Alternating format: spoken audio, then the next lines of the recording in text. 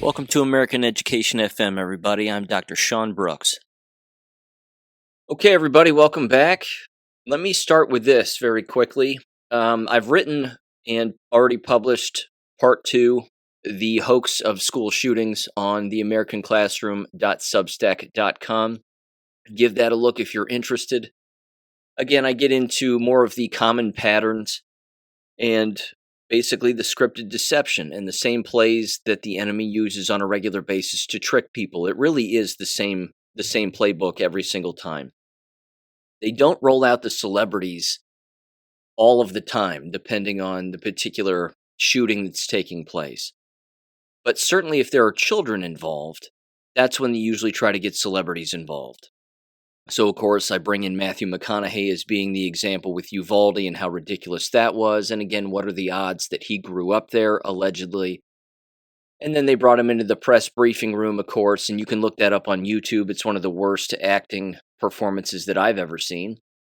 And people just blindly believe it. But again, these individuals are allowed to lie to us, which I think is rather terrible.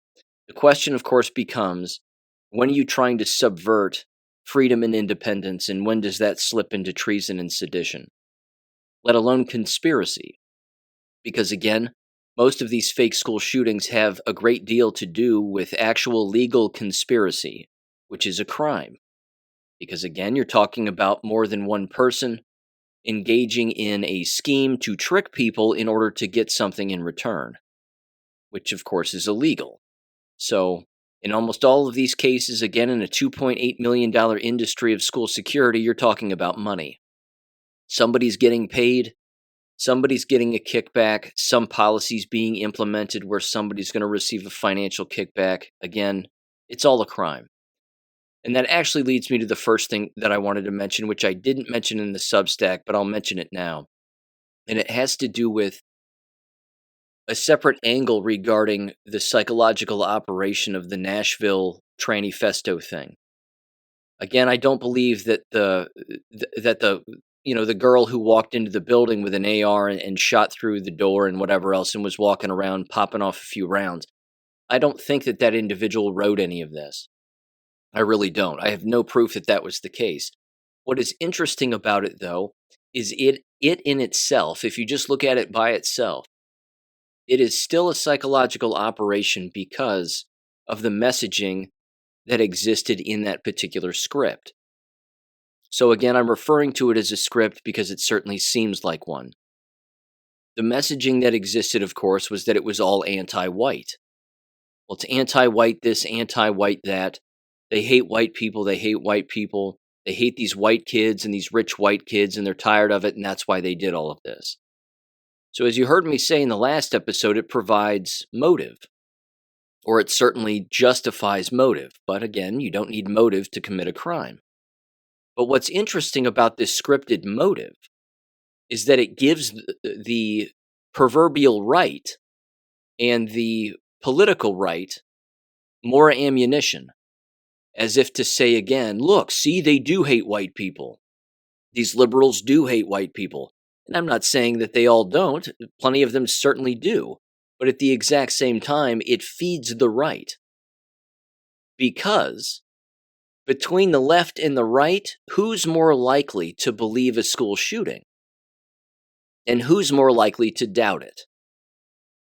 The right and people on the right, even though they still buy into this, and I'm not sure why, certainly the so-called awake and all of these other individuals who are on social media. I mean, I still see the memes about Nashville. How on earth could a tranny kill kids? And we have a mental health problem and blah, blah, blah. And then, of course, all these comedic memes having to do with the tranny child killer in a school. Again, no proof they killed anybody, but they just run with it anyway. But what that does is by creating that manifesto on hating white people, it gives the doubters on the right, if they were doubting it in the first place, it still gives them metaphorical ammunition in order to say, see, this did happen. They hate white people, and I've known that all this time, and now I'm even more right because they just proved me right. You see what I'm saying? It's just another psychological operation to drag those people back into the pit of mind control without knowing that they're still being controlled and that they're still being manipulated. They still have no idea. So again, my baseline on these kinds of shootings and all of these revisiting of particular stories, because again, you may recall, they were consistently revisiting the Uvalde story. Remember, it started off with, well, we want to see the surveillance footage. We want to see it. We've seen pictures now of surveillance footage of video, but we haven't seen the actual video. So more and more people started to scream about it, and then you got a piece of the video. And then people were like, well, that can't be it. Where's the body cam footage? And then they screamed about that a little bit more, and then sure enough, body cam footage showed up. But notice how no one is screaming to see the rest of the security footage inside the Nashville school. No one's doing that. Why? Why is no one doing that? They're not doing that because there is no footage of them killing anybody. And that would destroy the entire story. Because again, as I said earlier, and as I've said numerous times, as the story went, they shot the custodian from a distance, which means we should see that on camera. And they got in a physical altercation, a hand-to-hand combat fight with an elderly white woman, assuming she was white, she may have been Jewish, but either way, an elderly woman who was the principal of the school, to then only be knocked to the ground and then shot to death by the shooter. We should be able to see that. There should be footage of that someplace. They never specified where that tussle took place. They didn't say if it was in an office or in a hallway, but they claimed in the story, as the script went, that the principal was a hero and a martyr and ran up to this female student with a gun and, again, got in a physical altercation. They can't release the footage because the footage wouldn't tell that story. It just wouldn't. So again, to continue to trick the people, certainly on the right, with the political message that they want to hear, which is, give them what they want. That's the Freemasonic message. Always give them what they want. Well, what did they get in the Tranifesto? They got the rantings and ravings of an alleged individual yelling about how much they hate white people and how much they hate capitalism and rich kids and their dads and parents driving Mustangs and whatever else. I mean, it was ridiculous. It made zero sense.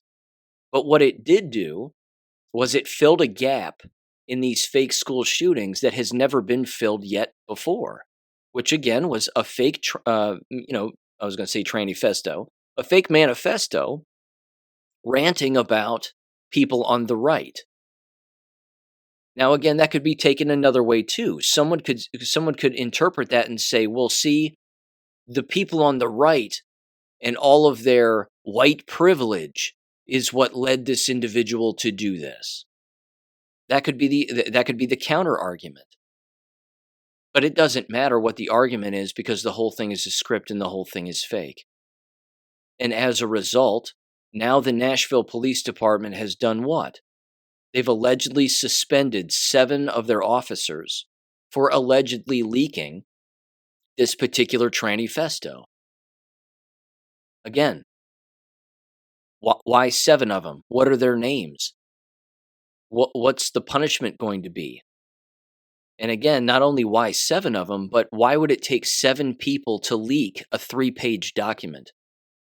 Or what looked like 2 folders? Or 2 journals, one with a spiral notebook and then the other one not? Why does that take 7 people? So I don't buy it. I still don't buy it. Every step in this is, again, a way to immediately show more alleged motive that something happened, and then at the exact same time attempt to show accountability for doing something that they were scripting out anyway. So again, the leak of this fake document saying what it said was intentional, by the script writers and the script holders. And then the so-called suspension of these police officers was also a part of the script. Well, we'll just tell the public we'll suspend them, and then that'll satisfy that. Because again, we didn't want that message out there for a variety of political reasons and all the other excuses that they use. It's exhausting. It's exhausting because every time they revisit it, they're proving to people that it didn't happen. I mean, the next thing they're going to do is what? Bring out Melissa Joan Hart one more time to tell everybody about her experience and what she thinks about all of this? She's an actress, and a bad one. Matthew McConaughey, are we going to get his take on Uvalde one more time just to bring that hoax back? They have to keep it fresh in people's minds, just like the fake Sandy Hook parents. That's why every single time a trigger gets pulled, you see Nicole Hockley everywhere. You see her face all over the place. She's on, again, YouTube is in on it too. And you know this because every single time, if you watch YouTube at all, or you, again, start to click through a particular video and the ads pop up, every single time there's some kind of a school shooting, the Sandy Hook Promise nutbags all show up in those scripted, the scripted ads. Well, there's been another shooting, but here at Sandy Hook Promise, we care about you and we want you to donate to our slush fund. It's racketeering at a level that, is just mind-boggling. I mean, there's other large examples, but fake school shootings is big business, in particular for the criminals who are engaging in the hoax. And they come back every single time, all the time. And I want to revisit just this one particular story. I told this, a long time ago, and I did this during graduate school when I was done writing a paper about school security, and that's when I went down the Sandy Hook rabbit hole. And I immediately started to connect the dots and apply the scientific method. And I said, this doesn't sound right. This doesn't pass the sniff test. And it didn't. And that's back when YouTube still had all the Sandy Hoax videos and the Sandy Hoax documentaries that were still on there, which was great.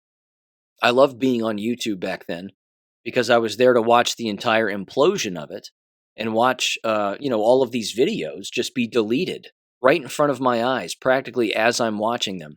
But I archived a ton of them, and I have them all on external hard drives.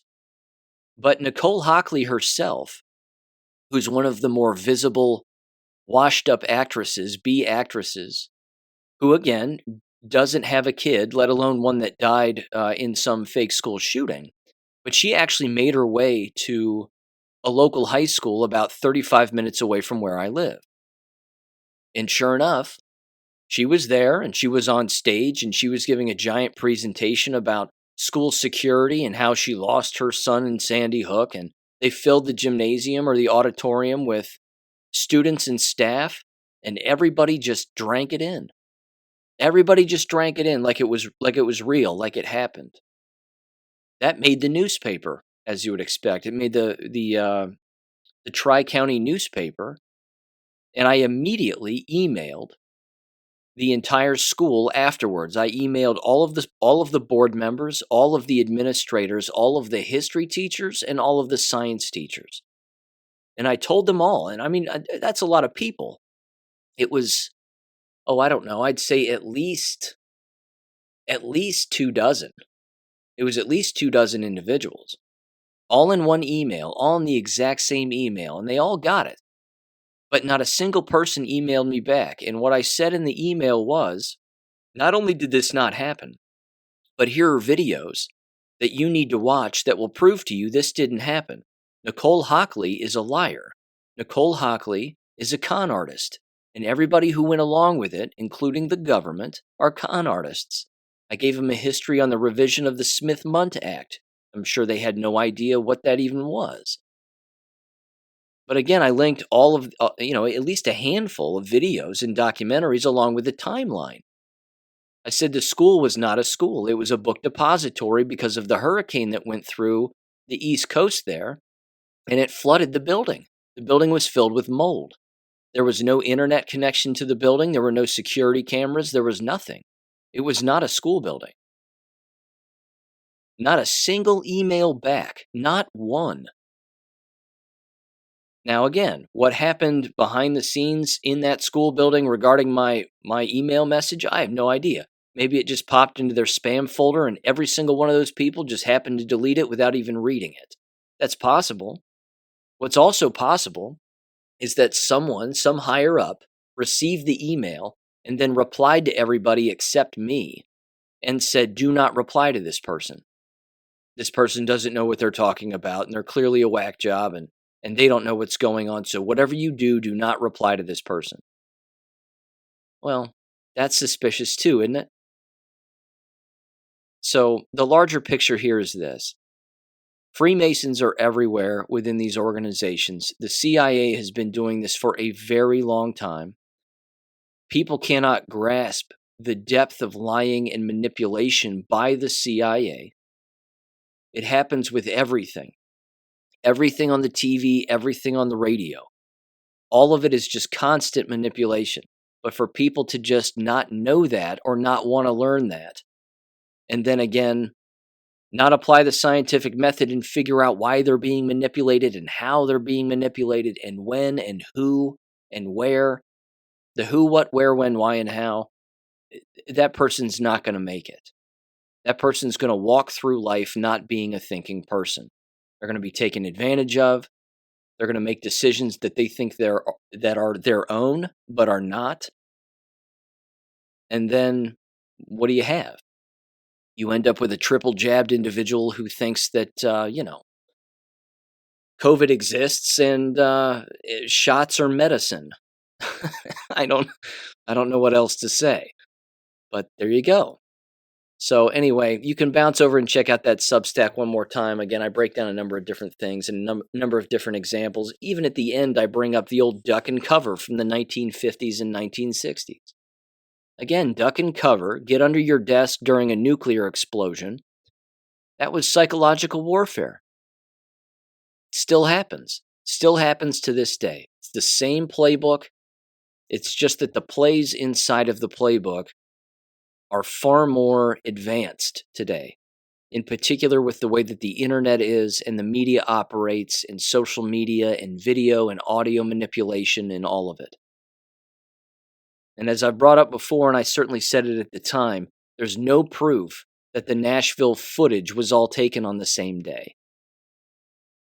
Because again, the so-called shooter had two separate pairs of shoes. They had one pair when they were walking in, and they had one pair when they allegedly got shot on the second floor. Two separate pairs and two separate styles of Vans shoes. That's a fact. Your eyes won't lie on that. The pictures are out there, and even, this is where the gaslighting takes place, the pictures are so frequently available and out there on the internet that they'll show both pictures of both different kinds of shoes, but the media will put the word debunked on top of the picture to try to trick you into believing that what you're looking at is in fact not true. That it's been debunked that they didn't change shoes and these are not different shoes. I saw one post that said, don't forget that, the second picture of the shoes, that's blood spatter. That's not the flames that were on the shoe as a part of the shoe design. It's just blood. Well, there's also yellow on the second shoe, on the flame. The flame on the Vans shoe was red and yellow. Now, I don't know about you, but unless you're Big Bird, everybody's blood is red, not yellow. So why are there flames on the shoe that are red and yellow, and you're trying to trick people into believing that that's the color of blood? It's retarded. But again, they don't care. They're holding up 4 fingers in front of you and saying, how many fingers am I holding up? And you're saying 4, and then they slap you across the face and say no. It's 1984 from that standpoint. That's really how strong they don't want you to know the truth. Again, they will show you a picture of a giraffe and say, what is this? And you'll say, it's a giraffe. And they'll say, no, it isn't. It's an elephant. And they'll just keep repeating it to you over and over again. So there you go. Now, in that same wavelength, let me bring this up. This, of course, has to do with election fraud. And I have no doubt that there was rampant election fraud all across the nation. Thus far, we know for a fact that there was voter fraud in Pennsylvania, parts of Virginia, to say the least, certainly Kentucky. I have no doubt that there was probably voter fraud in Ohio, probably every state, including Maricopa County, Arizona, yet again. Sorry for the reference here, but this is the Gateway Pundit, and it says the Maricopa County Elections Department oversaw another third world election on Tuesday, where polling locations closed early, unannounced, and voters were forced to drive around town looking for a place to vote. Again, this is the second time in 2 straight elections that this has happened. And what's happening? Where's the accountability? Which leads me really to this, and this continues to be a huge, huge problem. The malaise that exists with this voter fraud subject. I'm glad that the subject of voter fraud has come around and more people know about it. The first time, again, I learned about voter fraud, it had to do with the Nixon and Kennedy election. And again, Nixon won when he was initially running against, Kennedy won when he was running against Nixon. And then I learned about that entire process. And I learned that ultimately they told Nixon, hey, look, you're going to lose. We're going to engage in voter fraud to make sure that Kennedy wins. But don't worry, eventually you'll be president. And Nixon was like, all right, that's fine, thanks. And then that turned out to be the case. So that's when I realized again that voter fraud consistently occurs all of the time. Now, since the beginning of voting fraud has existed, and we know that too. The problem now is that you have paper ballots and machines, as we all know. Again, this is all rhetorical, but you have endless individuals that are believing these machines, and then if there is a problem with the machine, people are so gaslit on voter fraud to this point that they can be told, hey, don't worry, put your ballot, cast your ballot anyway, we'll count it later, it'll be fine. Or they'll say, take your paper ballot and shove it into this box that we're calling the emergency box or the we'll count it later box, and people just do it. And then they go back to their miserable lives or whatever they do for a living or, wherever they live. And they say, well, that was a weird experience, but oh well, that's the voting process. See, that's not good enough. Which again, kind of leads me to this point. Something has to give here regarding voter fraud. Something's got to give. I've said it before on the show. I'm not the only person that shares this opinion. There has to be something that triggers a military control over the voting system to where no machines are used, only paper ballots are used, and those ballots are counted by people in the military, assuming that those people can be trusted.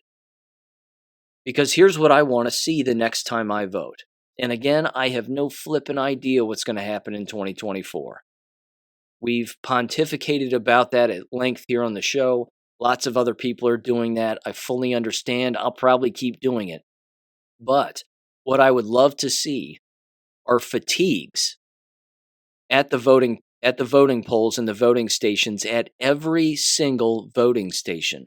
I want to see a military vehicle, at least 2.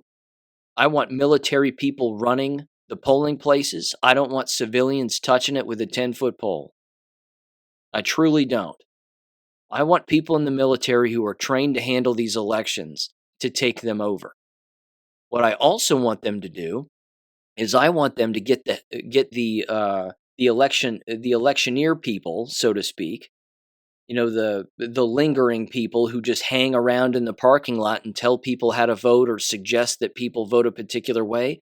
I want those assholes gone. I want them gone. I told my dad the other day, before he went and voted, I said, hey, you got to do me a favor. I said, when you show up to vote in the school parking lot, and you show up in the parking lot, rather, before you walk into the school to vote, they always have a person in the parking lot handing out these bookmarks that basically tell everybody to vote on every single left-wing ideology and every left wing issue and every left wing person. I said, do me a favor and just yell at that person, will you? Without hesitation, he goes, no problem.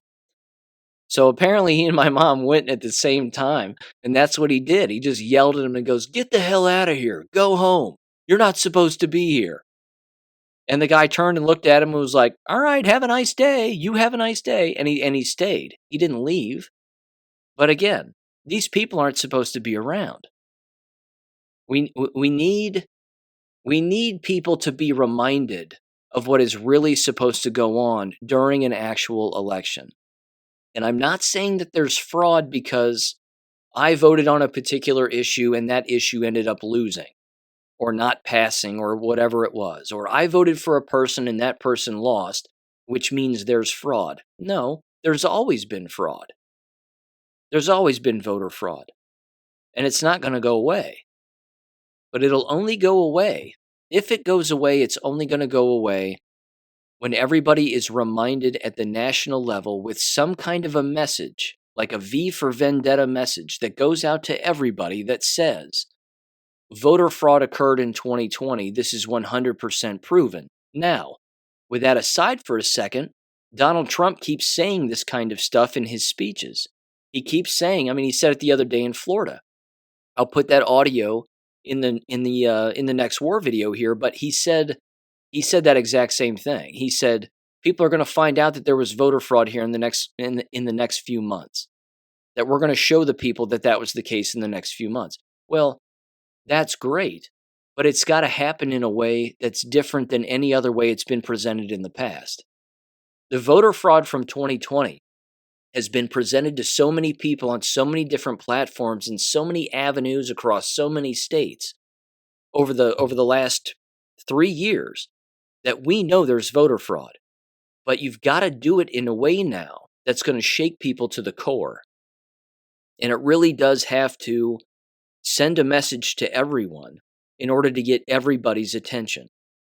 Again, whether that's an internet shutdown, whether that's all the banks close, the cable goes out, and then we receive another emergency message on the phone that says your government is compromised. The good guys are in charge, something along those lines. I know some of this sounds a little like Operation Trust from that angle, but at the exact same time, there has to, my only point is that there has to be a larger message that shakes people to the core. Just, publishing a story about, oh, look, there was voter fraud in Maricopa County again, or, oh, look, voting machines were changing the votes in Pennsylvania again. And then everybody just goes, well, there's nothing we can do about it. And then they just go back to doing whatever they're doing. That can't happen anymore. Again, look at the COVID shots. Same kind of thing. Everybody knows that they're bioweapons, for the most part, and a lot of people don't. Just like elections. A lot of people know there's voter fraud, 100%. A lot of people don't. But when you take this, either proof or an allegation or a complaint or whatever to law enforcement, what do? They look at each other like what Kim Carter experienced in the Hamilton County Sheriff's Department with a detective. They just look at you and say, well, have you taken that to social media? Like the court of public opinion is actually going to drop a gavel on someone or pull out a sword and engage in an execution that is legally just. That's not going to happen. That's not the way that social media operates. We have no law enforcement in this country is my point. And again, it's not a black pill. I'm just saying something else has to happen here. The final shoe has to drop. Something has to give. And if Trump this entire time has been saying, hey, look, we're going to show the people something they've never seen before. They're going to experience something that we haven't experienced in our lifetime. Great. That's great. I hope it's true. And I hope it happens. And time's running out. Again, I'm not behind the scenes here working some particular plan and I know the timeline of anything. But as I've said before, it certainly seems like something's got to happen between now and 2024. Because I don't think the American people are going to stand Donald Trump having another stolen election in 2024. If that happens, people will take to the streets and they will kill people. That will happen. There will be a civil war, the likes of which we haven't seen, certainly in our lifetime, in the streets in America after 2024. Because if you play that scenario out one more time, just like the scenario was played out, and again, we were told that 2020 was going to be stolen well in advance. We knew it. We knew that they were just going to say Joe Biden won, and then everybody would just go, okay, fine. I guess he won. Even though, again, lots of lawsuits occurred and people complained and there were tours around the country and all of that. And of course, all the fraud was shown, which is what had to happen. I have no doubt that that was a plan. That was certainly a positive psychological operation in order to wake people up to rampant voter fraud in every state. No doubt about it. But it can't happen again. And we can't allow it to happen again. At least I don't think the old white hats behind the scenes can let it happen again one more time for 2024 and expect people to not get killed. That'll end up happening. Because again, how often do you want to keep seeing people on the left wing laughing because they think that they won an election when in fact they didn't win anything? And how often do you want to see your taxes increase? And how often do you want to see any kind of a civil society or moral society decay and the walls close in before what? Before you lose everything? Something has to give is my overall point. Something else has to occur. So there you go. Along those same lines, Sicily and New Mexico sent me this. It says the following, and apparently this was on the ballot and people voted for this. It's called Capital Improvements Tax Question.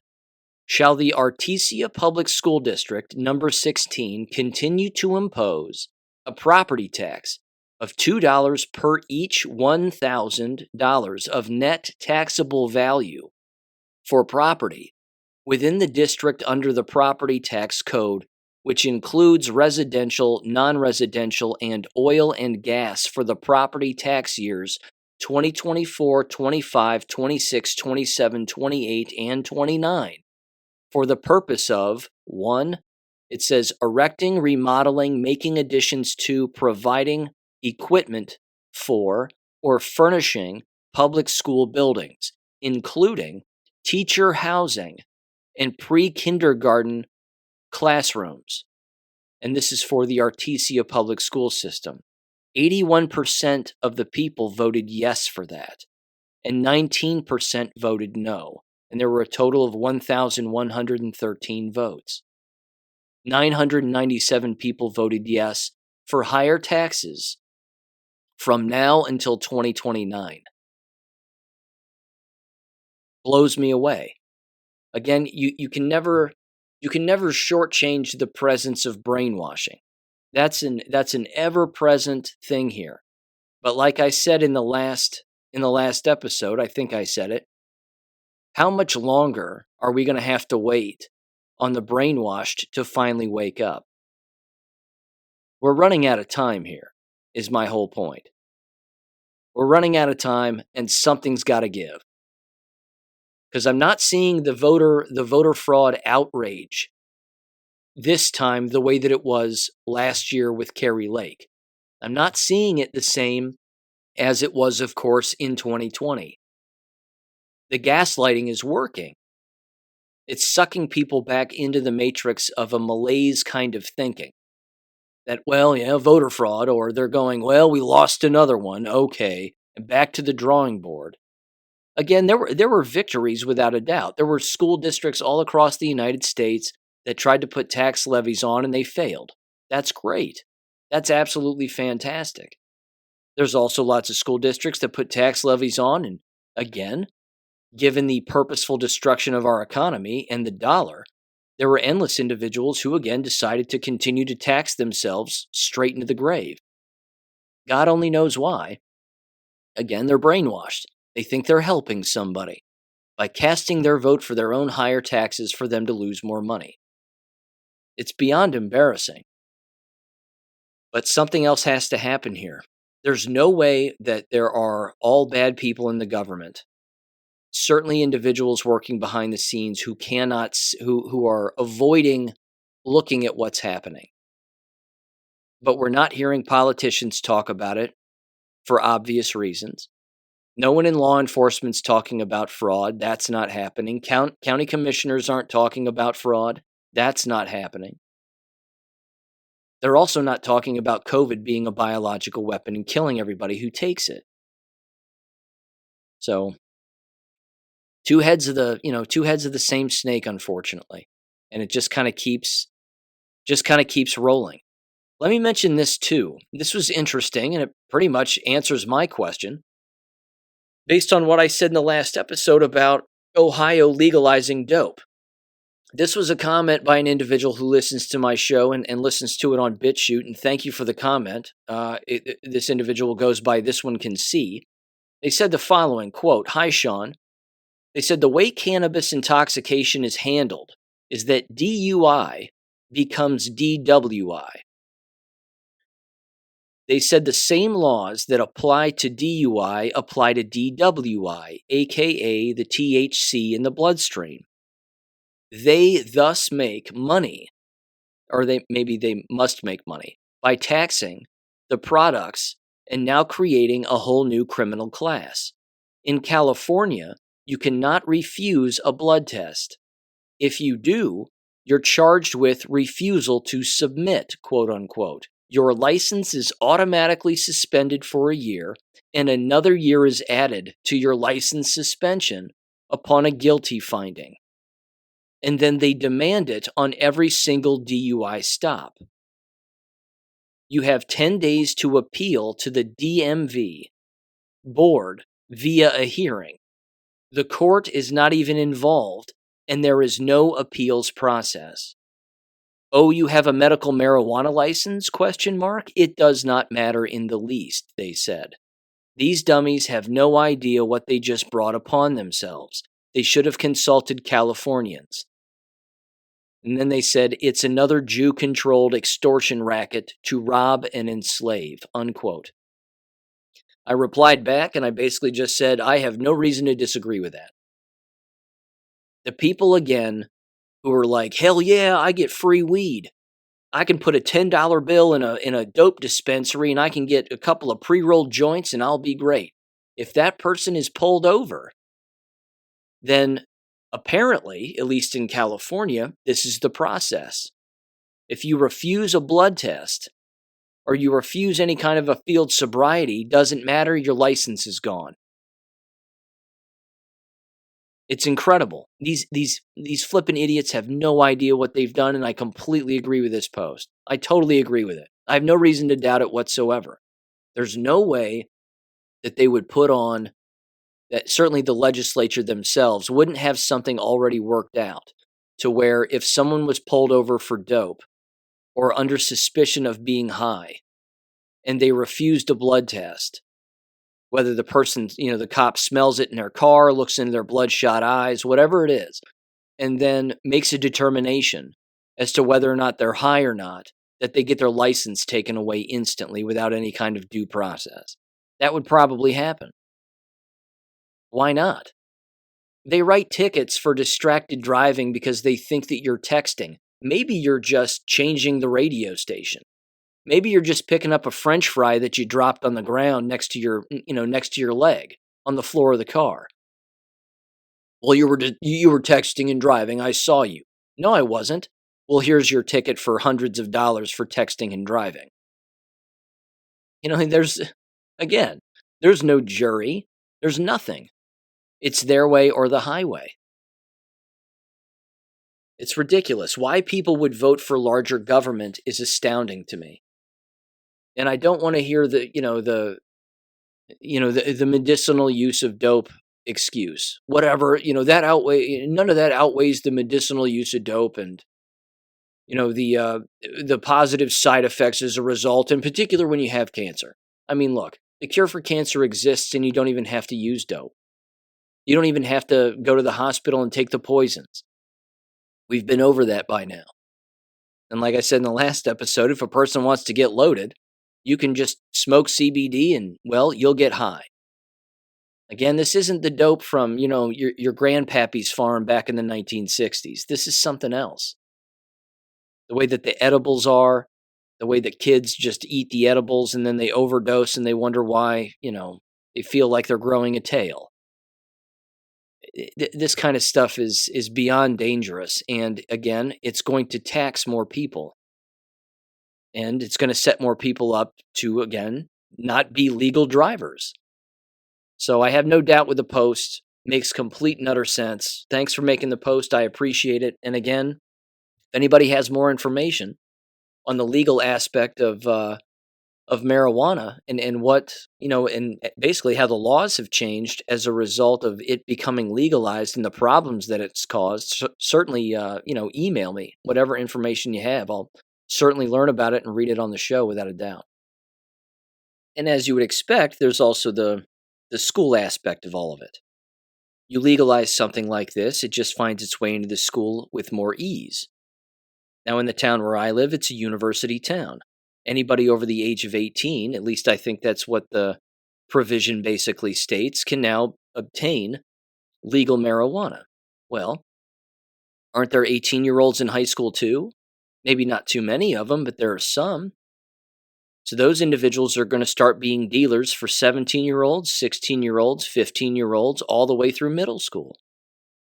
It's just a link in the chain that's now been connected, taking what used to be an illegal drug that, of course, it always existed in high school, but certainly at the college level, at least in modern times, over the last 30-plus years, if not longer than that, of course, and now it's just made its way into the high school and middle school environment, and frankly, with a level of ease that's never existed before.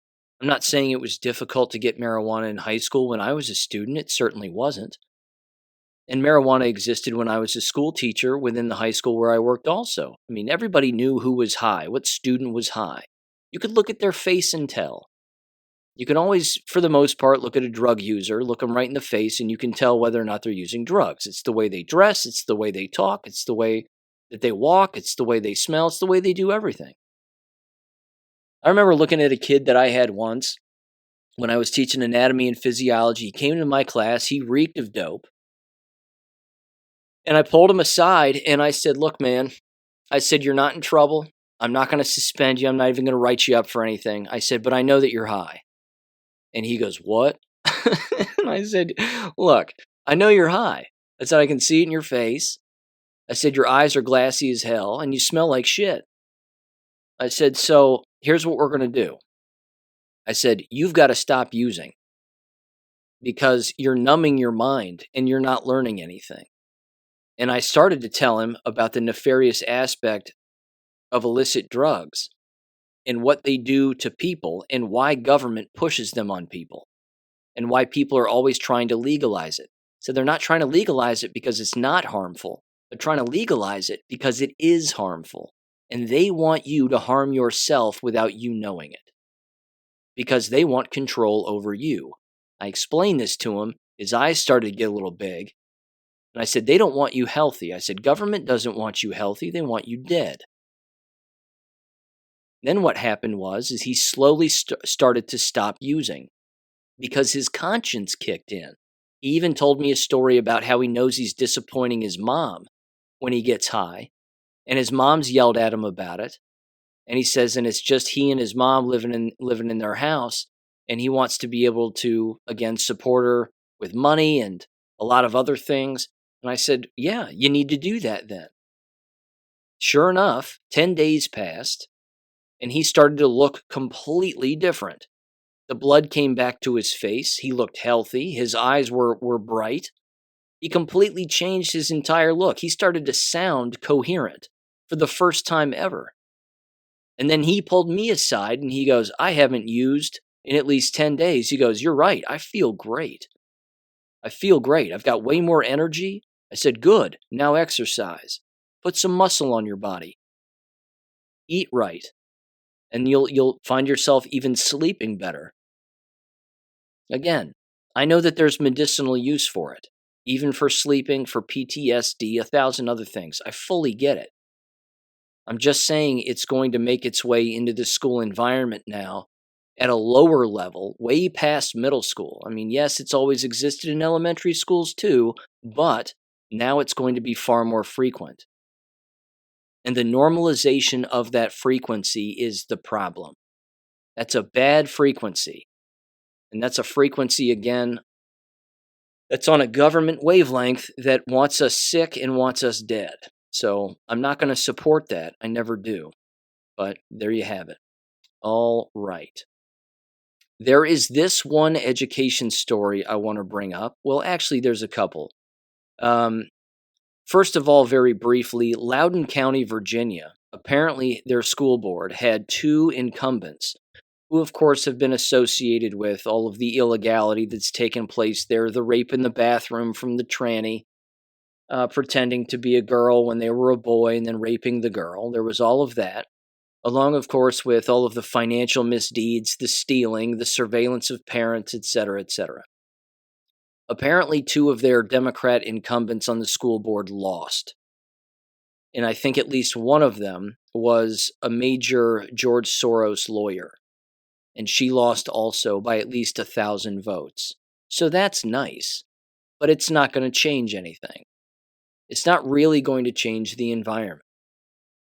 Like I said in the last episode, you can change an entire school board, but it's not going to fix all the problems that are there. Walking away from Loudoun County is the way that you fix it.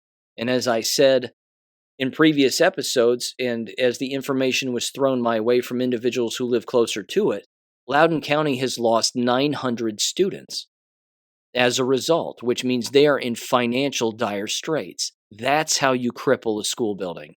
That's how you cripple a school district, and that's how you take it down. You take it down by not going anymore. You don't take it down by voting in new people and voting harder and this person is going to be here and then they're going to make this policy happen for me and I can keep sending my kid into the meat grinder. It's still a meat grinder. Doesn't matter who's managing the meat grinder.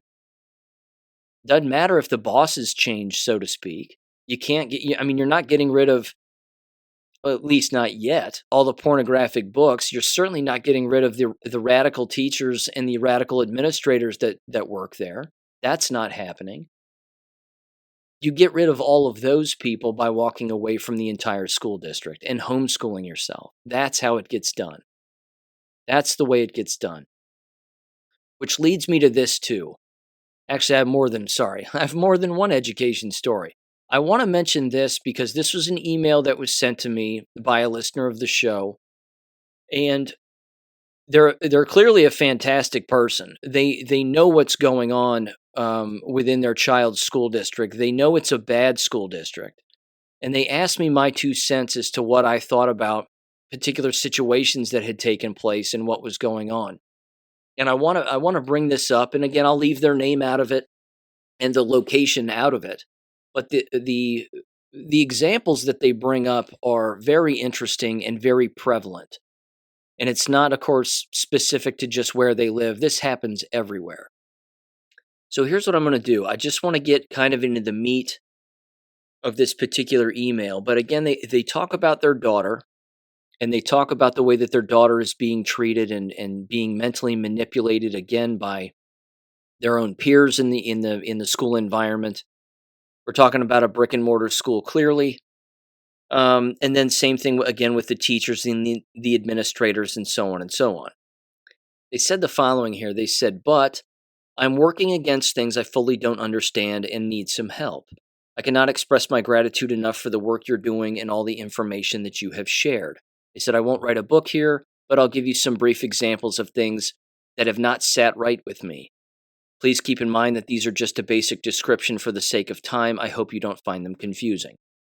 It was absolutely fantastic, by the way. They bullet pointed their stuff, and then I emailed them back answers to all of their situations here and certainly their questions. You can probably take a guess as to what my final prescription was regarding all of this, and it really is to homeschool. That using abeka.com as a framework, and not the only framework, but it's the accredited framework to, again, enroll your child in a school. And that's, of course, done online. The foundation of your new school now, if you leave this brick and mortar environment, the foundation of the new school that the family builds is the family. It's the home environment, which is supposed to be safe. It's the family, it's God. That's the foundation. And then from there, the walls, for example, are a Becca. And then you use other things, and you just learn information. And that's it comes far more naturally that way than anything that they'll ever experience in a brick and mortar school. So here's what they said. The first point that they said was registering online for the 2022-23 school year had parents giving permission for their child's pictures to be used in publications, their work being available to third parties, so on. Having one box to check, but reviewing the printed document showed an extra box, checked, giving permission that we don't read originally. So again, my answer to that was, you've heard Vanessa Hurst on the show bring that up a long time ago when she was a guest here. The two of us went through all of that online surveillance apparatus. She more specifically than me, clearly, because she had kids in the system and I don't. She was closer to it. But they're taking pictures of these children and they're putting them on Google. They're putting them on their Chromebooks.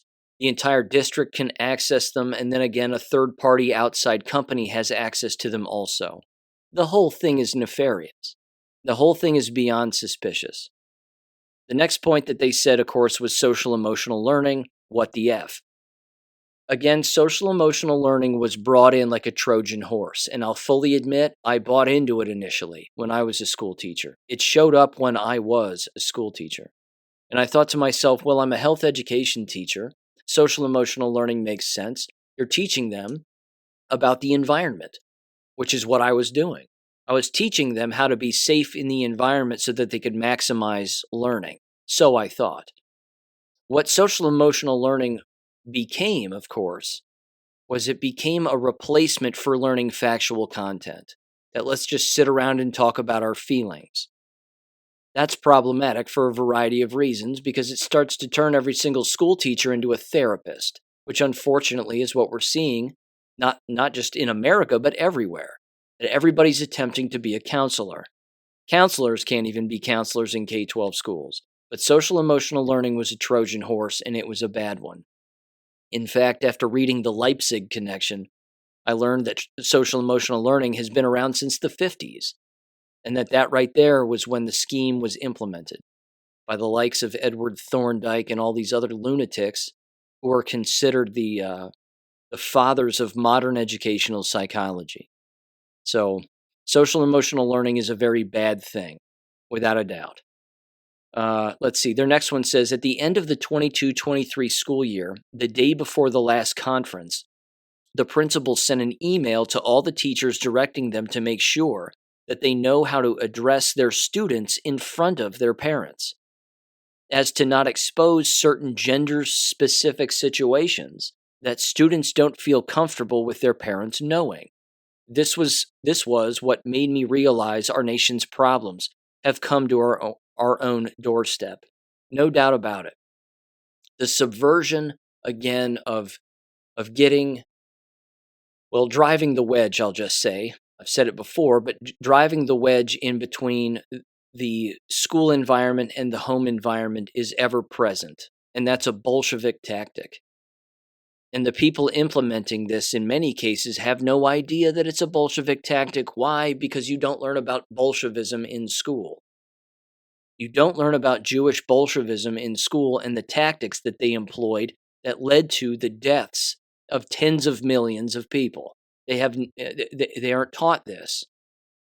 They're also not taught, I should say, the end of Bolshevism and what the end game and end goal of Bolshevism looks like. And the end goal is always the same. Your head up against a wall with a gun in it, and a trigger gets pulled, and then you expire. That's the end of Bolshevism. That's the end goal of it. That even if you go along with it, knowingly, you're still going to end up dead. That's it. So Any school administrator or school teacher driving a wedge between the parents and the child, and then you take it a step further to play all the gender bending games to convince them to cut their genitals off and so on and so forth, that's Bolshevism. It's Satanism as well. So again, if a person needs more evidence to leave, well, that should be it, because they're Bolshevik environments. Again, you don't have any due process as a student in school. If you raise a complaint, you assume the right thing is going to happen because there's naivete involved, and unfortunately you find out that you have no recourse, that they're just going to do whatever they have to do. Again, look at the school district where I live. They let a school teacher quit instead of firing him when he decided to grab students' breasts and female students' breasts on more than one occasion. And they tried to hide it the first time. So there you go. The next bullet point, they said, last year Common Core was discontinued with no communication to the parents. This is an interesting one also. Common Core as a buzz phrase has just disappeared. The ideology is ever present. It's still there. The very name Common Core implies communism. That's all that means. It also means, again, more Bolshevism, and it means more confusion. More 1984, I'm holding up 4 fingers. How many am I holding up? You say 4, and then they say, no, it's 5. It's the same kind of concept. They just don't use the phrase Common Core much anymore.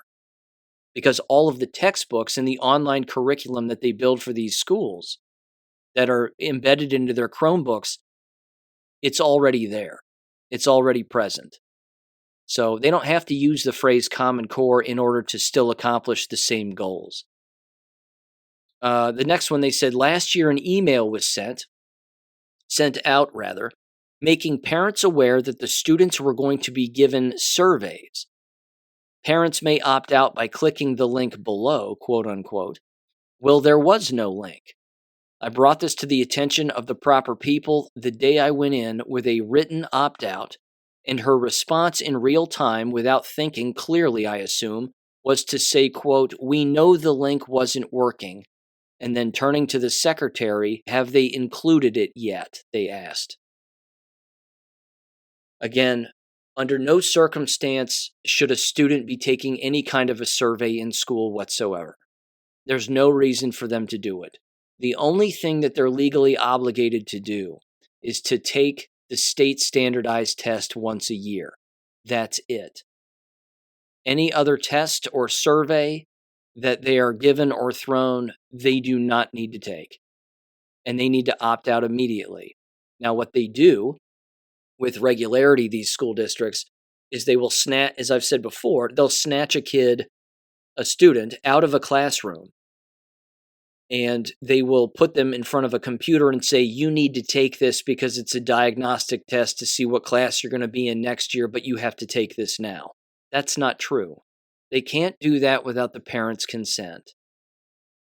And they always do it without the parents' consent. Very rarely do they tell the parents, hey, look, your kid is going to be subjected to numerous tests throughout the year that are going to be diagnostic tests, or there might be surveys and blah, blah, blah. They might even have that in the small print on all those forms that parents just blindly sign at the beginning of a school year without even reading any of the fine print. That's why you don't have to sign all those forms at the beginning of the year either. In many cases, you're signing your kid away to government. And that's beyond dangerous. They said this too. This was the next post. They said, last year, I had a meeting with the curriculum coordinator to ask questions, fresh off the Panorama deep dive train. She was vague, placating, and showed me the bare minimum of information while showing concern for why I was asking, hoping to play on my emotions instead of sticking to the facts. Yeah. I could spend an entire episode on curriculum directors. Curriculum directors are do-gooders, and curriculum directors are bootlickers and paper stampers. That's the best way I can describe it. They make more money than a school teacher makes for doing far less. And the reason that they make the amount of money that they make is because they do exactly what they're told. That's it.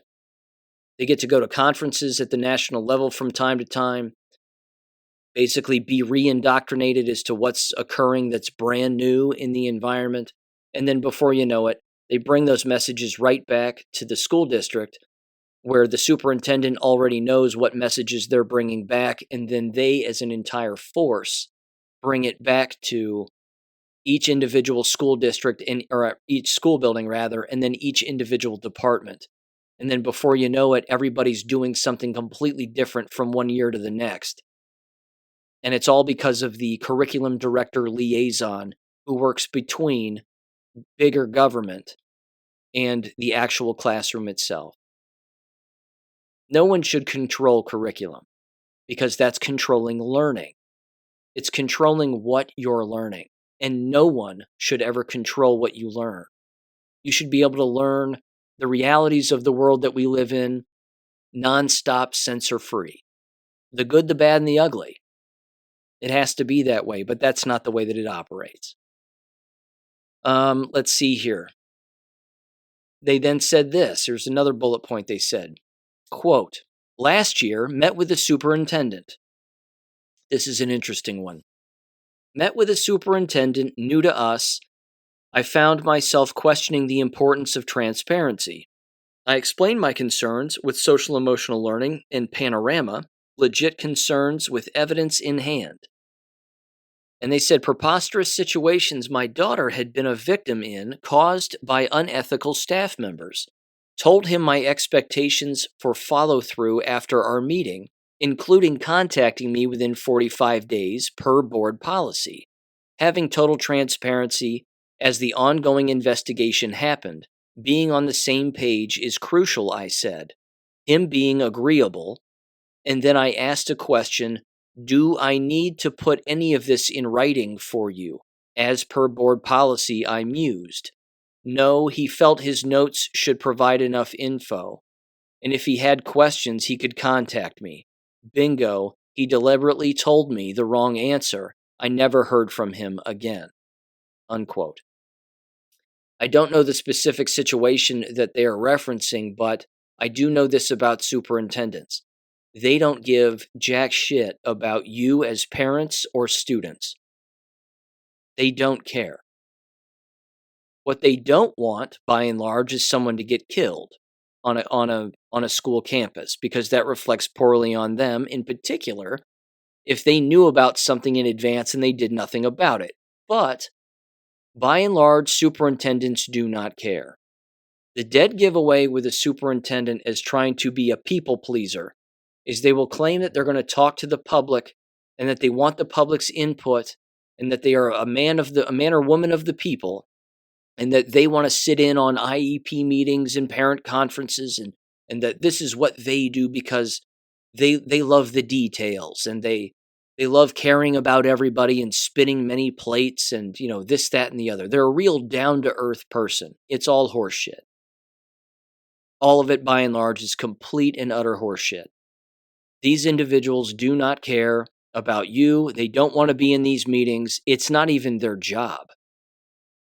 It's not their job to sit in on any of these meetings, and it's not even their job to protect children in these individual buildings. That's delegated to the administrators and resource officers of an individual building.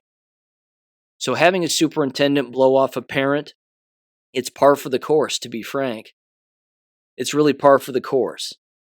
Most of the superintendents that I've ever worked around, and when I say that, I didn't actually work for these people. I never considered myself an employee of theirs, nor did I consider them my boss. But they were always the most slimy and the most criminally minded. The very first superintendent that was the superintendent in the district where I worked, he stole hurricane money to landscape his entire lawn. He implemented he stole $10,000 to, again, redesign his entire lawn. The landscape, I happened to be living next to the guy who was in charge of the landscaping crew that was hired by the district using government money. And he was told on the job, this is what he told me as we were having a bourbon and a cigar one evening. He said to me, he's a nice guy, motorcycle driver, cool dude. And his daughter was in my class too, which was rather interesting. Divorced parents, but he was a nice guy. I remember his name, not going to say it, but either way, we're sitting there and he's telling me all this, and he knew who I was, and he invited me over, and he got into it, and he said the the foreman for the job, he goes, I was the second in charge, but the foreman on the job who was in charge of landscaping the new high school and renovating the landscaping on the new high school after this hurricane blew through, walked up to me and my crew and told us to go over to the superintendent's house to landscape his lawn. The guy looked at him and said, I'm not doing that. That's not our job. And then he said, well, I'm telling you to do it, and I'm your boss, so you have to do it. And he goes, no, I don't. It's not our job to take taxpayer dollars to go landscape the superintendent's lawn when the money is supposed to be going here. He said, well, I'm telling you to do this, and again, I'm your boss, and if you don't do it, I'm going to fire you. And he said, I quit. And he just walked off the job. That was it. This was a guy of real high moral standards. I liked him a lot. He was a badass. This guy was a cool dude. And there you go. And he said, and he even told me, he said, you know where the superintendent lives? I said, no. He told me where he lives, and I never ended up going and checking it out. But he said they did serious stonework all around his property. Not him, but they, of course, replaced him with someone else who would go do the job. And they ended up doing it anyway. They put in a giant fountain. All these, they're not queen palm trees. They're the king palm trees. Those big ones, those big round ones. They put a bunch of those in his yard, and those are expensive. Those aren't cheap. Yeah, at least $10,000 for a superintendent. Again, you're hard pressed to find a morally sound superintendent. Is my overall point. You're not going to find them. If they're not sexually harassing the staff around them, if they're not skimming off the top, if they're not wasting money, they're not buying themselves cell phones with brand new cell phones and technology for themselves with district funds, if they're not paying for their own automobile with district funds, if they're not paying for their gasoline with district funds. I mean, these are the things that they do. You're not going to find a person that's not doing that kind of stuff. So the very position of a superintendent almost implies that you're an immoral piece of trash. That's kind of the way that it goes. Okay. And then their other point again was this year, they said 2023-24, my daughter and I met with a principal over a student saying a few things that included that they would, quote, put a bomb on her doorstep and blow your mother up, unquote. They said the principal, who knows I'm going to be an involved parent, meeting the point to say my daughter's name at the start, making it clear I was a third party. Again, this is just a very quick side note here. This is a tactic that a principal would use, again, to drive a wedge between the principal, the school, and the child and the parent. I mean, they're basically trying to get in between in order to sort of make the parent look like they're not doing something that they should be doing when in fact they're probably doing everything that they can. And then they said, let me see here. It says, quote, then ask things like, quote, why do you think he was so mad? Questions that if she were to answer would mean she knew what he was feeling, what he was thinking, like she was a mind reader and could be responsible for his actions and thoughts. I chimed in and pointed out and pointed this out, and then she did it again.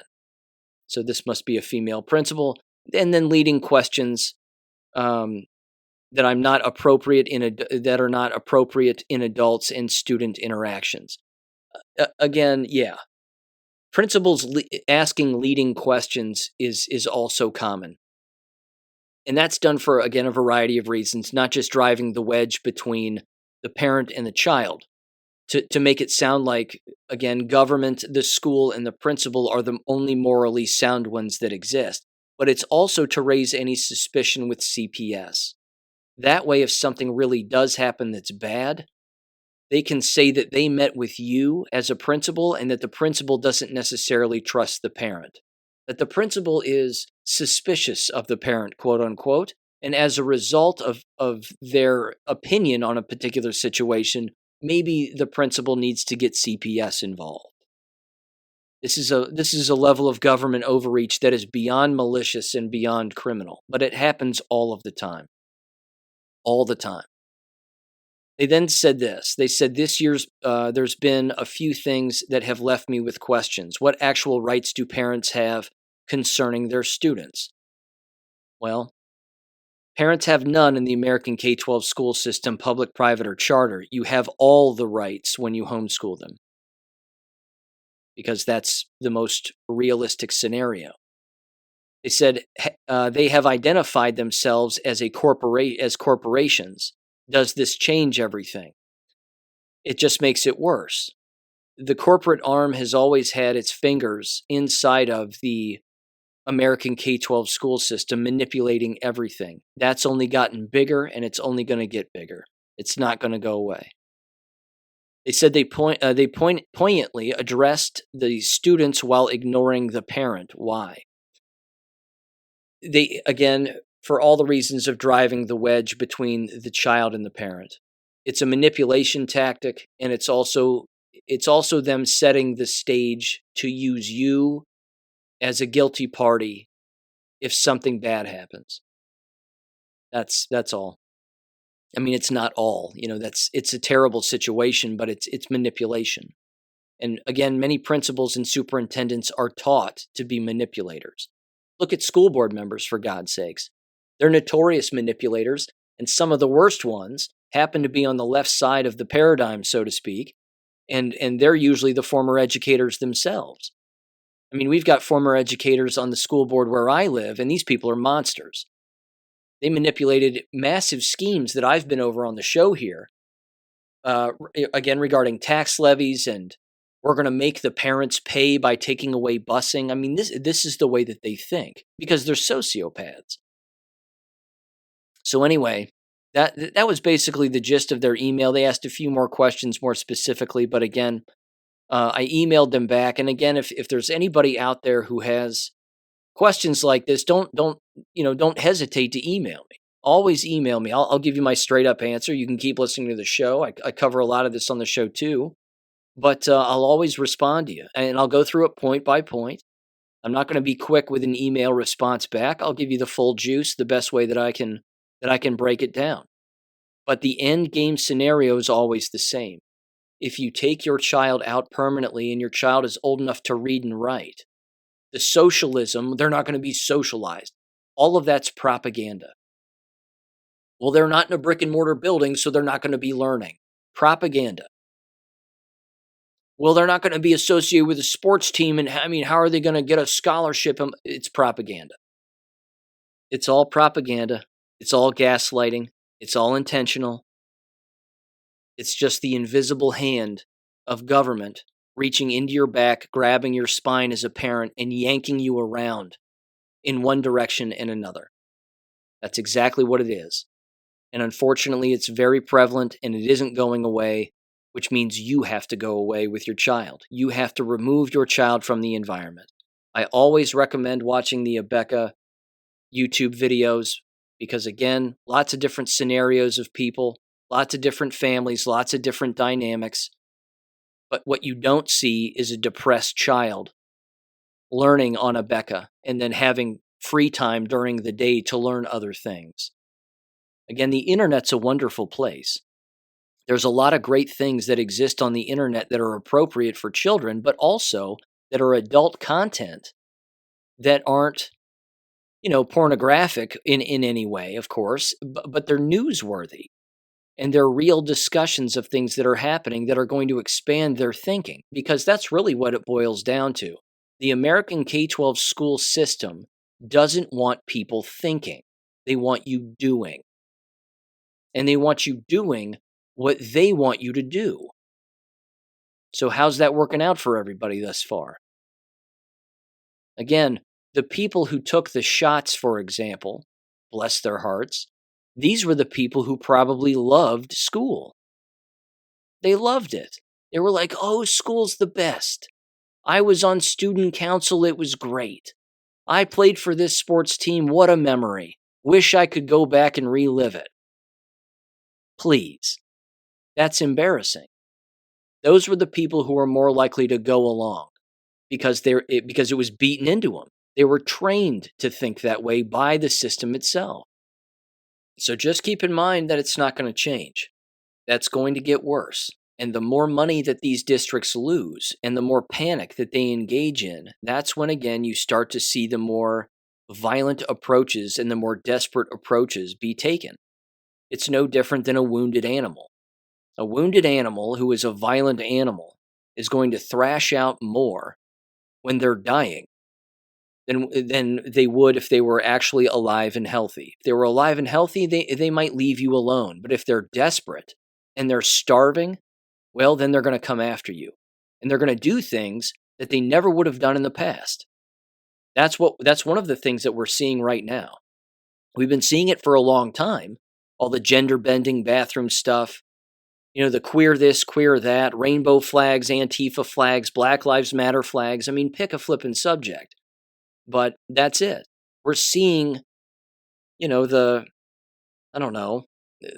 lunging from a rattlesnake that's been cut in half. The head's not cut off yet, and it hasn't been smashed with a rock. Until that happens, they're going to keep lunging at people that are the closest to them. And unfortunately, if your children are in these systems, they're the ones that are being lunged at by the system. And that's not a healthy environment for them, their mind, their body. And then they bring that home to you as a parent, and then what? So one of the benefits, and I'll end with this before I play this audio example from a Washington State high school. This story is absolutely hilarious and completely unbelievable. But again, one of the largest benefits to homeschooling has to do with the frame of mind of your child. I can't tell you the number of times I've heard people say that they sent their children to the American K12 school systems. They don't send them anymore. They homeschool them, and they've seen an instant behavioral change in their child in a positive way. They aren't panicked. They aren't anxious. They're smiling and laughing more. They're walking upright with their shoulders back and their head up. Ladies and gentlemen, that's how they're always supposed to be. That's how they're always supposed to be. And if they don't look like that to you, then you need to change their environment as a parent. And you need to do it quickly because time's running out here. Again, you've heard me say regarding the political and medical landscape, when all hell breaks loose, you don't want your kids in this system again. You don't want them around these dummies when they start implementing masks again.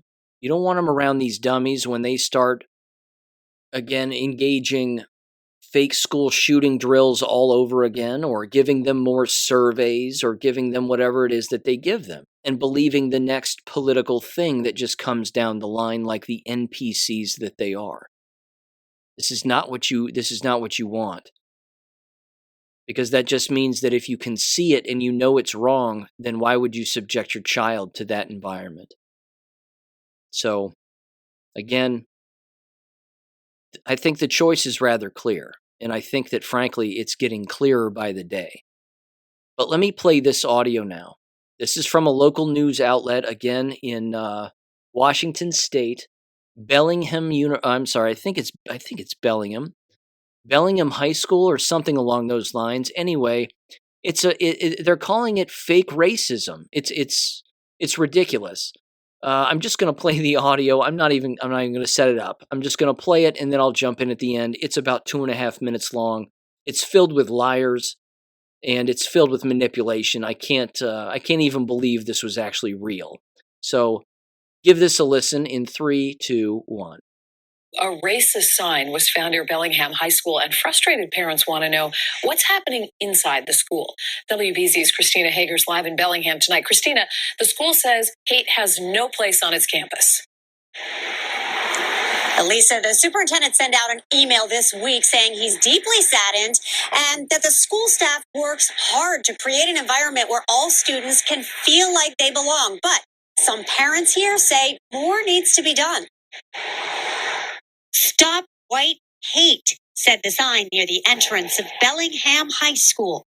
Police say 2 residents removed it when they saw it Saturday and brought it here to the police department, concerned about the tone. I don't know what led to it. I don't know why they put it up there. I don't know if it was a parent that's upset because of the way things are going. Since the spot is removed from the high school building, police say there are no security cameras where someone had propped the sign up along the main road.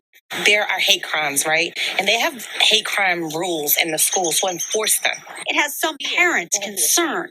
Tiara Bacchus's daughter told her about it after the superintendent sent this email calling it deplorable. She kind of said it nonchalant, like it's okay. And we just kind of looked like, how is this okay? And how are you going to just send out an email and expect everything to be fine? It's heartbreaking. She says it's not the first time her kids have experienced racial tension at school. These boys had a rope and they kept on saying the N-word. And my daughter, she got up and she went to the guidance counselor. Police say school resource officers never heard about that. The nice part with having the SROs up there is we want the kids to go to them. They're visible. They're there all the time and they're visible. So if they had a concern or have a concern, by all means, they should go talk to them. And one of those parents tells us she's so upset she's now considering moving her students to a different school. Police are telling us there is no danger to students or the general public. In Bellingham, Christina Hager, WBZ News.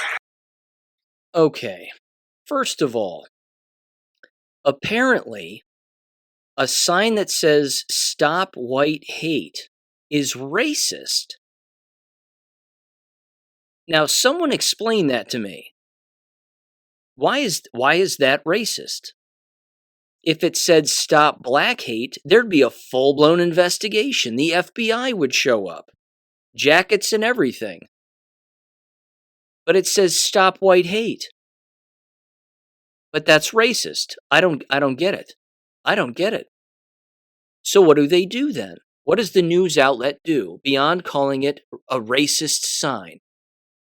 This is where the CIA gets involved with the media. This is what this entire thing is.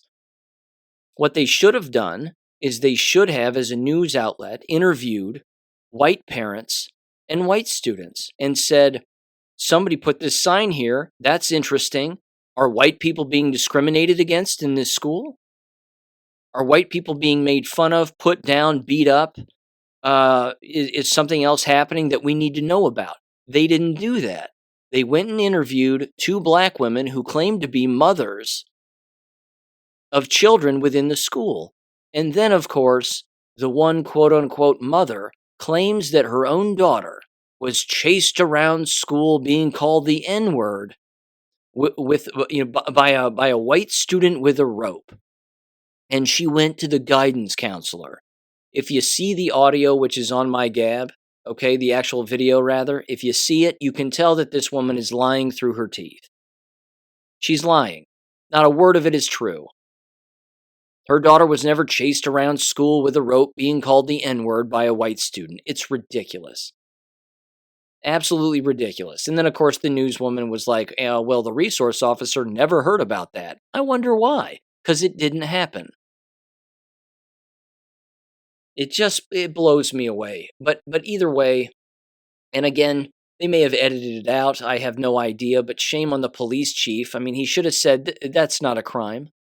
What should happen is they should be investigating whether or not white students are being attacked in the school, whether or not somebody's being discriminated against. That's what should happen. But that's not what's happening. Apparently, when you say "Stop White Hate," that's a hate crime toward blacks? I don't get it. Everything is upside down in this upside down world, isn't it? Again, I'm holding up 4 fingers. How many am I holding up? You're holding up 4. No, I'm not. It's 5. Here's the message from their superintendent. A message from Bellingham School District. Quote, "It has come to my attention that last Saturday, November 5th, someone or some group placed a racially charged sign on the Bellingham High School property. Why is that racially charged? They're telling people stop hating white people. Stop white hate. What's wrong with that? It says, I'm deeply saddened that this has happened. It is deplorable. Ah, there's that word again, so I think we know how they bend politically, don't we? And it says, and we denounce it. There you go. Another word that they use regularly. Deplorable and denounce. It continues. It says, we as a school community stand for respect and inclusion. No, you don't. It says, the sign certainly does not represent the core values and beliefs of our school district. So you hate white people then? Is that what you're trying to say? They said, we work hard to create a school atmosphere that promotes a positive learning environment for all, capitalized, students. No, you don't. Apparently, it's everybody but white kids. Where students are free to achieve their academic goals and successes, and a place where every student feels like they belong. Apparently not. Apparently not white kids. The Bellingham Police Department is aware of this incident and is investigating. It's not a crime. It's freedom of speech. And perhaps it's a warning that everybody should take seriously. Maybe you should be a little more vigilant against whites being discriminated against, being beat up, assaulted, called names, whatever it is. You know, if you're interested in inclusion for all students and a positive learning environment for all students, but they aren't, are they?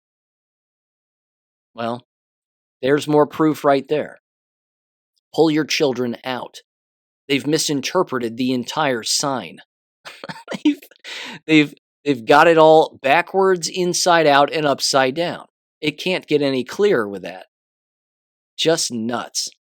I'm telling you, these environments, they're not getting better. Everybody's more brainwashed, and let's face it, everybody's jabbed. So no one's thinking clearly. Okay. Jab-related things. I'm going to mention this first, and I really only have two specific things. Let's see here.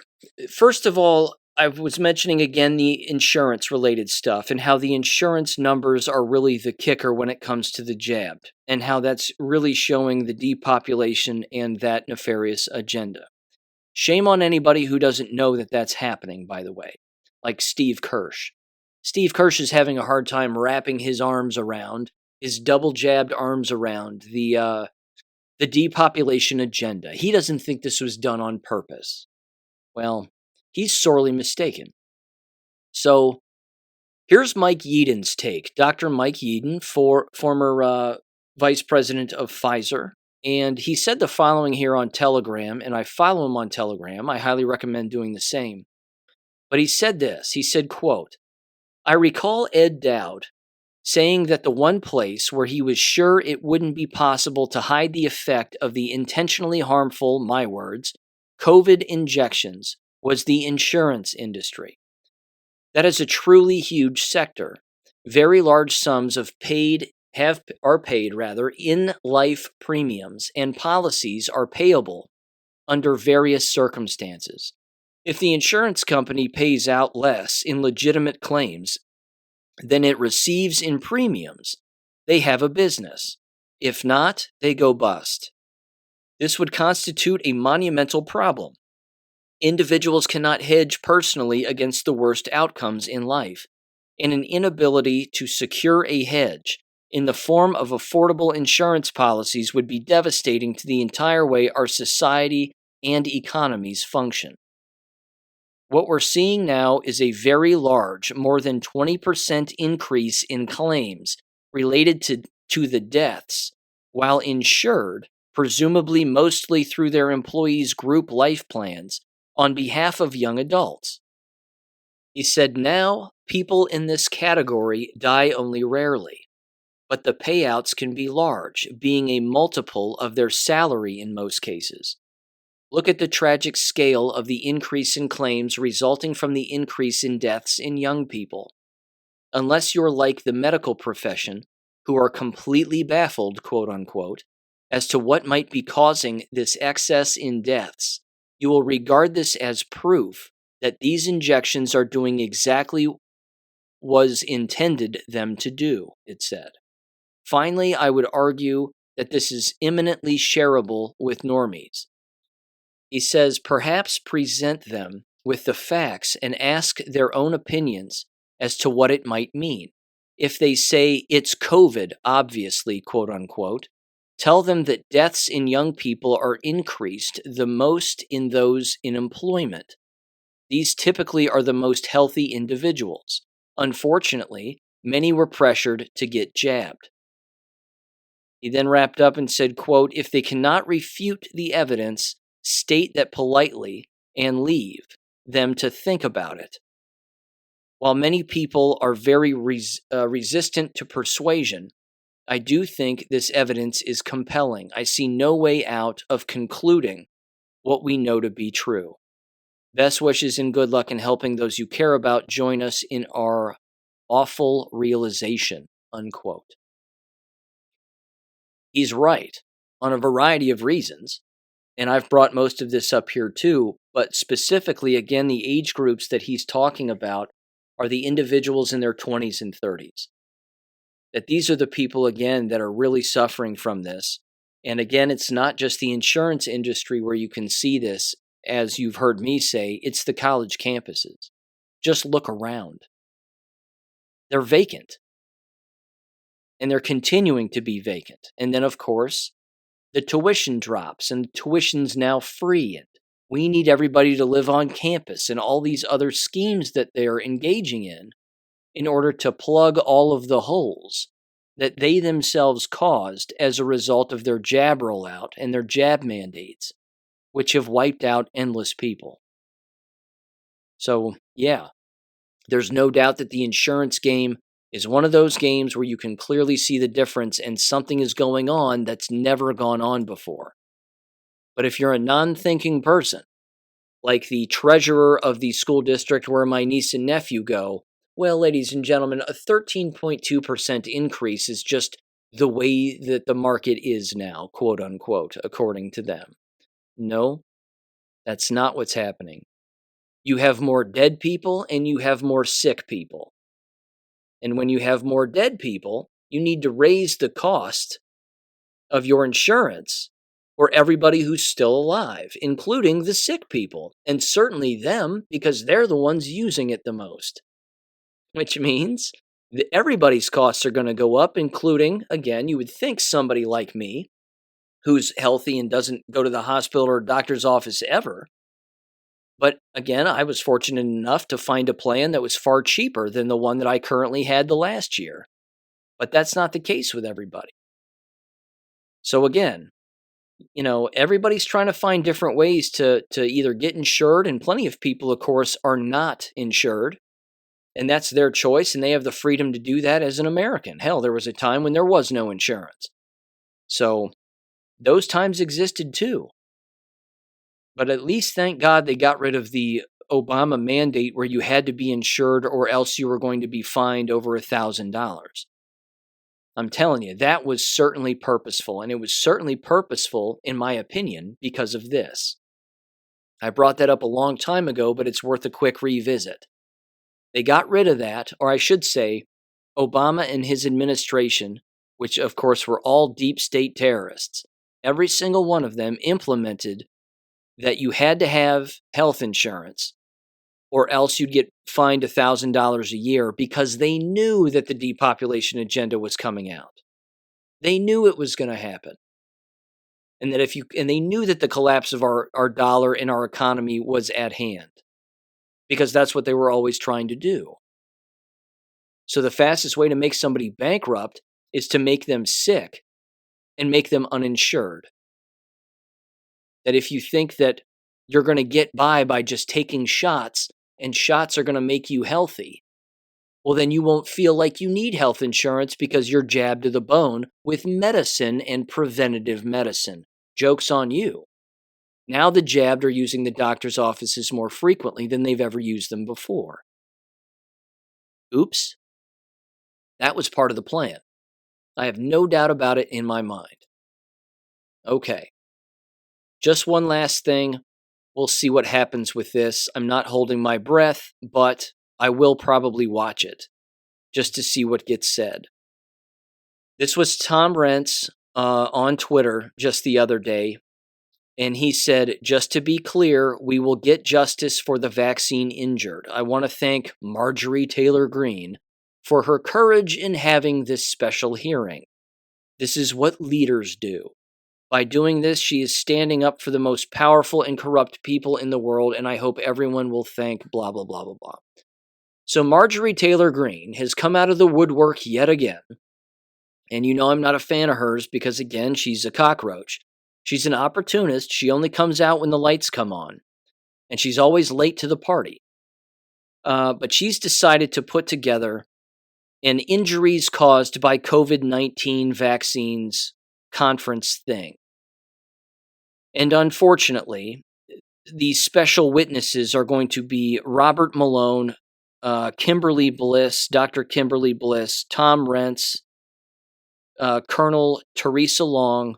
She's fine. I don't have a problem with her at all. And I like Tom Rentz. I'm not a fan of Robert Malone, as you know. But we'll see if anybody else is there. And we'll see what if anything new gets said. I would love somebody to question Robert Malone. Why is it that you were in a lab making a living, building things for something that doesn't exist? Why were you playing with poisons and mRNA thinking that someday you'd use it for something and that someday that thing would help people? And of course, why are you trying to get on the right side of history now? So, I don't know. I don't trust any of it. I don't like any of it. Ron Johnson did his thing. That had its impact. We got our sound bites out of that. A lot of people learned a lot of information from that. I don't necessarily trust Large Marge here. I don't think, she's certainly not very knowledgeable on the subject. And if it's being led by Robert Malone, well, then God help us all. So it's just late to the party propaganda as far as I'm concerned. But that's my 2 cents. I'll still watch it just to see what happens. But either way, that's taking place at 3 p.m. on Monday, November 13th. All right. I'll tell you what. I'm going to end with this. First of all, Kim Carter is doing very well. I highly recommend checking out her TikTok page. In fact, here's her TikTok handle. It's KEJKB5. It's all lowercase. And then it's the number 5. So KEJKB5. And there you go. She's posting videos where she's talking about, again, a lot of what's going on in the hospitals and, of course, the entire system as a whole. She's also putting together she's put together a couple of videos describing it. But in one of the videos, in part 1, she specifically describes and shows something that is actually called Coral Detox Plus. It's a detoxifying, basically, product or a series of products that exists in this box. And she says that that's what she's going to be taking. She's learned about it, and she seems to trust it. I'm going to link that in the description below if you're interested in purchasing it. Again, I haven't done a deep dive on it. I trust her, but I haven't looked into it myself yet. But I found the website, and it's about $152. It's rather pricey. But again, it's a multi-compound detoxing process, essentially, for multiple parts of the body, which is great. On top of that, if you type in Coral Detox on a search engine, you're going to find a lot of their Coral Detox products. So again, you can look into that if you're interested and give that a look. I always recommend detoxing from a number of different things on a constant basis, but and certainly so does Kim as well. So again, I'll link that website in the description below, and you can check that out. Okay. It's my mom's 75th birthday today, too. So bam. Happy birthday, Mom. The big 7-5. There you go. Have a great weekend, everybody. I'll catch you on Monday. Peace. Thank you for listening to American Education FM. Make sure and check out AmericanEducationFM.com for more information. Take care and God bless.